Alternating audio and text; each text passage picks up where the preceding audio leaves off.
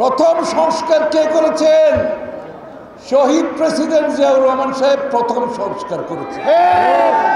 প্রথম সংস্কারটা কি? একদলীয় শাসন থেকে বহুদলীয় গণতন্ত্র। প্রথম সংস্কার বাংলাদেশে। সুতরাং রাখো এই চট্টগ্রাম রেডিও স্টেশন থেকে শহীদ প্রেসিডেন্ট জিয়াউর রহমান সাহেব প্রথম বাংলাদেশের স্বাধীনতা ঘোষণা করেছিল। আজকের এই দিনে চট্টগ্রামের গুরুত্ব অনেক বেশি। কেন গুরুত্ব বেশি? এই যে বিপ্লব উদ্যান, এইখান থেকে শহীদ প্রেসিডেন্ট জিয়াউর রহমান সাহেব পাকিস্তানিদের বিরুদ্ধে বিপ্লব ঘটিয়েছিল। প্রধান এবং প্রথম মুক্তিযুদ্ধ হচ্ছে শহীদ প্রেসিডেন্ট জিয়াউর রহমান। এই চট্টগ্রাম রেডিও স্টেশন থেকে শহীদ প্রেসিডেন্ট জিয়াউর রহমান সাহেব প্রথম বাংলাদেশের স্বাধীনতা ঘোষণা করেছিল।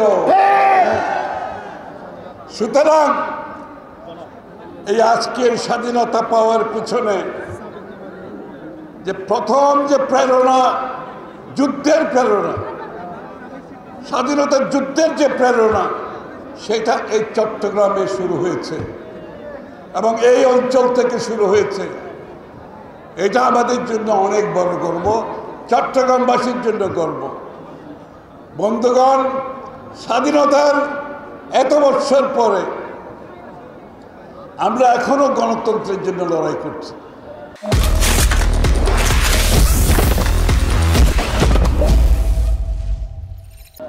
অথচ স্বাধীনতার পরে যখন বাকশাল হয়, এই বাকশালের মাধ্যমে সকল রাজনৈতিক দলকে বন্ধ ঘোষণা করে দেয়, সমস্ত সংবাদপত্র বন্ধ করে দেয়, বিচার বিভাগকে নিয়ন্ত্রিত করে এবং লক্ষ লক্ষ মুক্তিযোদ্ধা সহ দেশের মানুষের উপর গুম, খুন, হত্যা, নিপীড়ন, নির্যাতন চালানো হয়। সেখান থেকে আবারও মুক্ত করেছিলেন শহীদ প্রেসিডেন্ট জিয়াউর রহমান। এই যে সংস্কারের কথা বলছেন, প্রথম সংস্কার কে করেছেন? শহীদ প্রেসিডেন্ট জিয়াউর রহমান সাহেব প্রথম সংস্কার করেছেন। প্রথম সংস্কারটা কি? একদলীয় শাসন থেকে বহুদলীয় গণতন্ত্র। প্রথম সংস্কার বাংলাদেশে। সুতরাং রাখো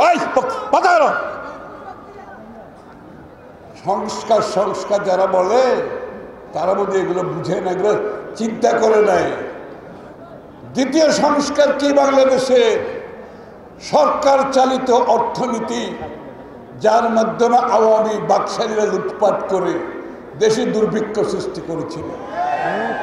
সেইখানে দ্বিতীয় সংস্কার শহীদ প্রেসিডেন্ট জিয়াউর রহমান সাহেব করেছিলেন মুক্ত বাজার অর্থনীতির মাধ্যমে। সংস্কার আরো শুনবেন।